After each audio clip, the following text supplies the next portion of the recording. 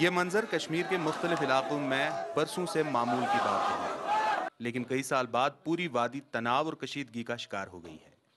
سخت کرفیو، ناکہ بندی، انٹرنیٹ پر پابندی اور آئے روز ہلاکتوں میں اضافے کی وجہ سے پوری آبادی سراپا احتجاج بن گئی ہے۔ تنازع 8 جولائی کو مقبول مسلح کمانڈر برہان وانی کی ہلاکت کے بعد شروع ہوا۔ ہزاروں لوگ ان کے جنازے میں امڑ آئے، لیکن جنوبی کشمیر کے اکثر مقامات پر جنازے میں جانے والوں کو سرکاری فورسز نے فائرنگ کر کے روکا۔ فی الوقت ہلاکتوں کی تعداد 30 ہے اور ہسپتال زخمیوں سے بھرے پڑے ہیں۔ حکومت نے قیام امن کے لیے علیحدگی پسندوں سے بھی تعاون کی اپیل کی ہے۔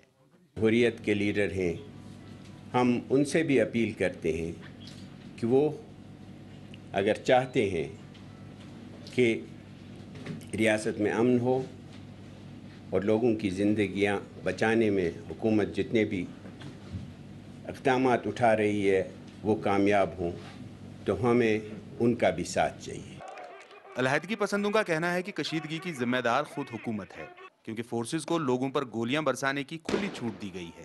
کہ جو میکسیمم انجریز ہوئی ہیں، جو میکسیمم ڈیتھس ہوئی ہیں، یا تو سروں پہ گولیاں لگی ہیں یا تو سینوں پہ گولیاں لگی ہیں، کوئی کراؤڈ کنٹرول میکنزم انہوں نے اختیار نہیں کیا ہے۔ یہ جو ہے وہ نان لیتھل ویپنز استعمال کر سکتے تھے، لیکن وہ بھی نہیں کیے گئے۔ سیدھا جو ایک مقصد ان کا رہا ہے وہ شوٹ ٹو کل رہا ہے۔ حکومت ہند نے اب اپوزیشن رہنما سونیا گاندھی اور کشمیری اپوزیشن رہنما عمر عبداللہ سے رابطہ کیا ہے۔